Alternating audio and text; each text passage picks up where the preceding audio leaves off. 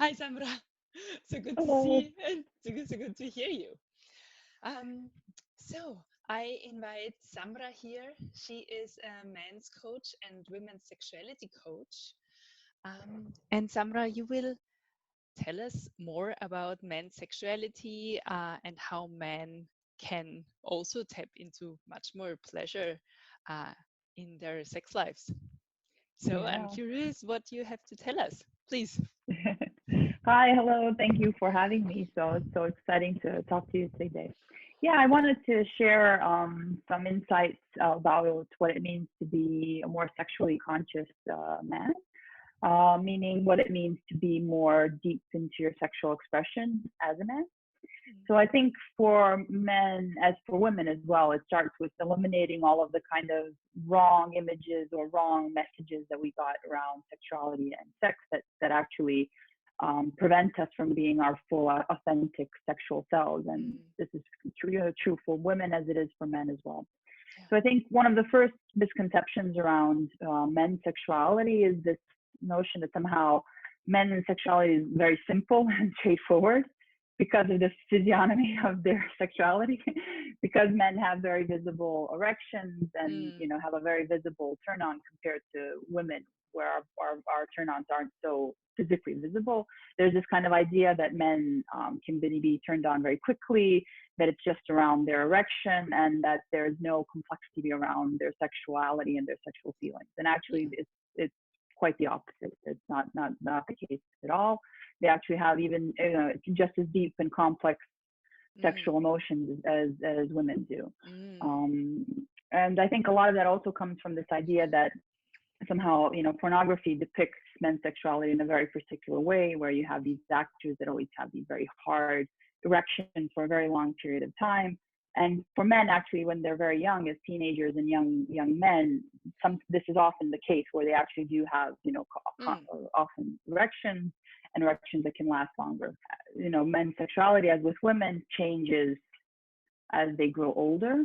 So mm, obviously, they can't get it erect as fast as they could. The erection sometimes can't last as long as they can. And for some men, they see this as somehow that they're becoming less of a man, or that they have issues with their sexuality. But that's mm, actually just a normal cycle of men's sexuality, just like we as women have these normal cycles of how our sexuality manifests itself. mm, And I think for men, that's actually an opportunity to explore new ways of expressing themselves and looking for new ways of pleasure. mm, So it shouldn't be seen as something being wrong with them. Of course, if they have persistent kind of issues around erection and sexuality, they have to address that, whether it's a medical cause or something else. But I think it also opens the door for them to explore other ways in which they can experience pleasure for themselves mm, and for mm. women. Yeah. And I think the third, most damaging kind of misconception that exists for women, but for men in particular, is that sex is only around penetration and ejaculation, that that's all Mm, intercourse or sex is.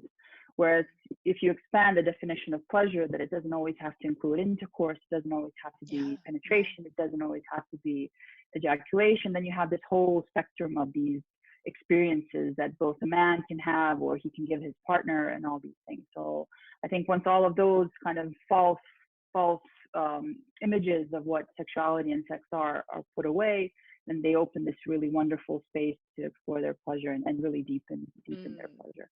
yeah. So you're kind of switching the perspective and like at the same time opening up um, the conversation towards more exploration um, and more Yeah. experimenting. Um, and we as women, we with the menstruation, we are used to cycles in our hormones, but also in our libido. Um, and Yeah. I can imagine that for a man, as you described, it's like it's always been like this, and like for years, and it never changes.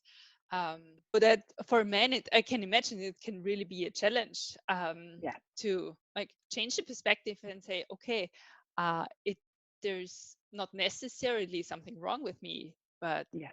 there is something that's a situation that challenges me to approach myself, my body, my sexuality and also my partner maybe Yeah. differently.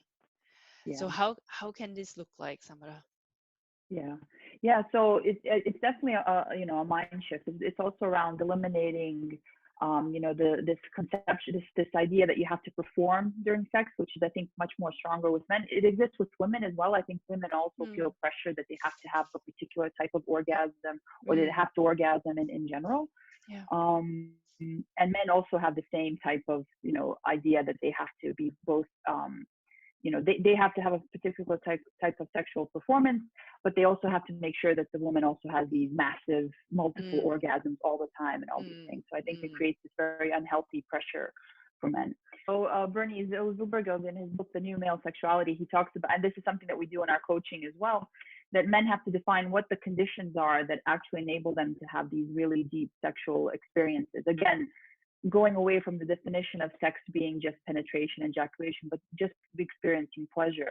And I think men have to be really open about themselves. I think when men start, really be exploring themselves, they discover that they actually do need a very deep connection with another woman in order to experience mm, deep, profound sexual experiences. I mean, there's this kind of notion that women crave relationships, but men don't really need relationships to have, mm, sex. And that's actually not true. A lot of men actually, they can perform sexually, obviously, but they don't get a lot of pleasure from just casual encounters with women that they don't have any connection with or they don't feel, particularly attracted with. So that's one thing.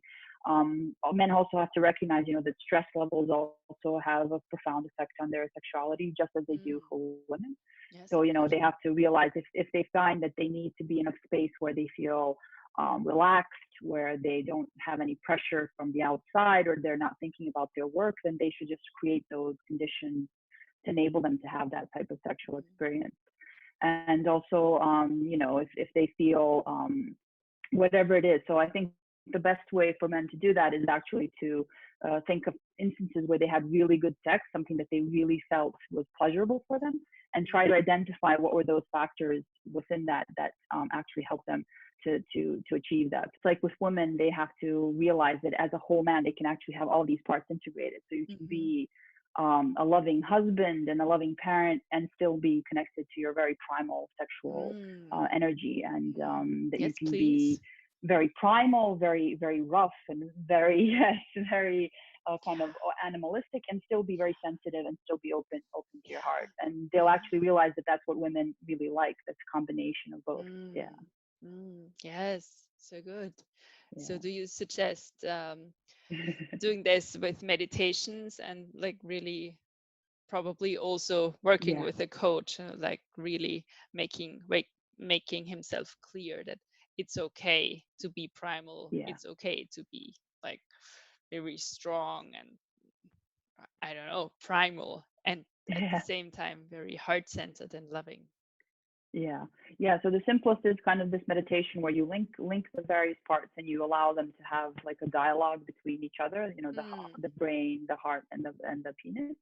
But mm, also, yeah, through coaching you can work on, and even if you're interested in tantra, a lot of books about tantra explain a lot of these practices for men, yeah. where there's a lot of practices that involve how they move their pelvis, how they breathe into their pelvic area, and just doing that actually allows them to condition a lot of this kind of subconscious conditioning they have around their Mm, sexuality. So it's some of the practices involve, for instance, them thrusting or moving their pelvis, in the same way they do during sex, but also mm, doing it from a very conscious place, from a place where they're fully conscious and aware of what they're doing.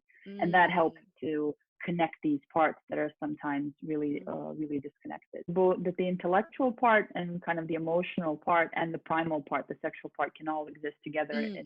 in a whole, and that makes it a fully integrated man. As we women, that's the same Yes. story that we have to do as well. Yeah, yeah, Yes. So we touched upon some beautiful practices that we can do, um, um, men can do for to like really deepen their power, and it starts with a mind shift, yes, that sex can be so much more than just penetration, and sex yes, can also mean, and being a man can mean being in his heart and being in his power center and being in his sexual desire and lust, and all of those things can exist at the same time, Yes. and you don't have to choose, right? Yes. So Yes. Yes. wow, it's Exactly. getting much more complex. Oh, sounds juicy. So Yeah. I do love it. That's the beauty of, yeah, that's the beauty of human sexuality. It's just so, it's such a very complex and beautiful I mean, aspect of ourselves that isn't just around procreation, although that's the kind of, let's say, primary purpose of why it exists. But obviously, because of all the emotions that we have around sexuality, it's obviously much more than that. Otherwise, we wouldn't be obsessing about it all the time if it was just around making babies. So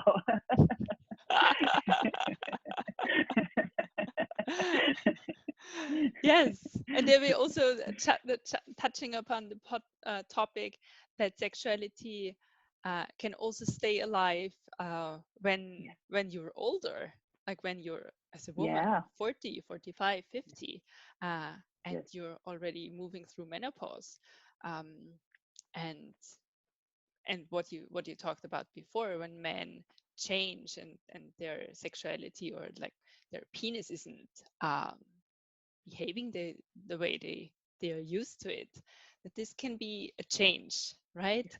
And it does not need to yeah, be the end of yes, sexuality and sexual intimacy, but on the contrary, I would say it's just yeah, a development into something different.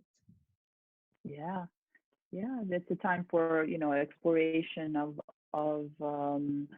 other erogenous zones, of other things that stimulate us sexually, of sensuality as well. So it goes just beyond the classic definition of what sex has to be. So I think it's very important for men to understand that, as you say exactly, that it's not the end of something. If Mm, they see changes in their sexuality, obviously yes. If there's some underlying medical reason, yes, they should yes, research it if they think there's some medical kind of issues going on.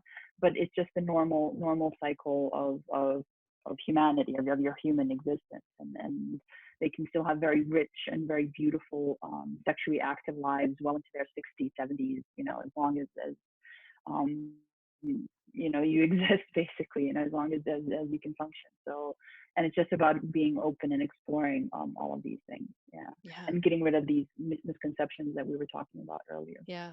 And I And I guess think, yeah, the most, yeah, go ahead, yeah, taking the pressure out, right? It's not about yeah, performance. yeah, It's about yeah, pleasure and being in the moment and being with the partner, and yeah, connecting to the heart exactly, again, and like yeah, taking time. Mm. exactly. Yeah, exactly. Yeah, exactly. And it comes down to, if men want to understand what it is that women want in sex, I think the main one thing is presence. Women want, Mm. or any lover wants, someone who is fully present with them at that moment for anything that's coming up at that moment. So if Yes. you're in your mind thinking, oh, what does my penis look like? Am I Mm. doing these movements as I Mm. should? Or following this kind of script of what you think you should be looking like or doing. And that's the same thing that women also sometimes experience.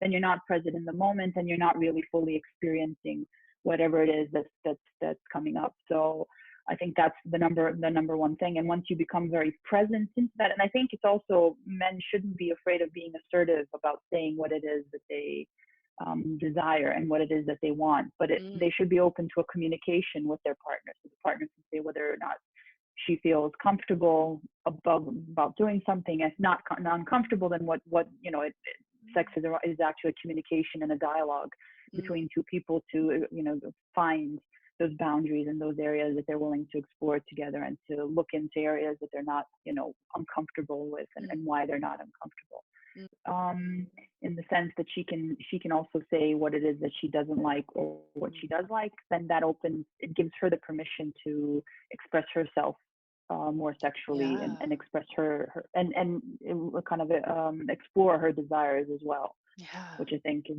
the place where two partners actually want to be, where they're open and communicating with each other. So I guess the bottom line is for men to be both kind of understanding and receptive of what's happening with the partner. And obviously, I'm talking about heterosexual men, because that's the men that I work with. on one side, but also on the other side, not to be afraid of their desires and to find ways Mm. in which they can communicate and discuss these desires with their partner. Beautiful, wonderful. Yeah. Yes, not only women can and should express their desires, men should do just the same. Yes. Yes, Yes. Exactly. absolutely. Yes. We are Yeah. equal in every sense. Um, Yeah. Beautiful. So, thank you, Samra, for this beautiful interview. And thank you for the practices that you shared in there. Um, if somebody of our listeners wants to work with you, how can they reach you and what do you offer? Yeah. So currently I'm offering one-on-one coaching with men and women, so but men in particular, obviously. Mm-hmm. So I have a website called alchemycoaching.org, Mm-hmm. and they can also follow me on Instagram. I think I'm called Alchemy by Samra or something like that, but they can find me under Alchemy Coaching. So it seemed like a good name at the time, so I Yes. went with it. So but yeah, so they can check me out there. They can sign up for my newsletter, and yeah, I'm always happy to talk to people about sex. It's one of the most fascinating things for me. Isn't it? It is.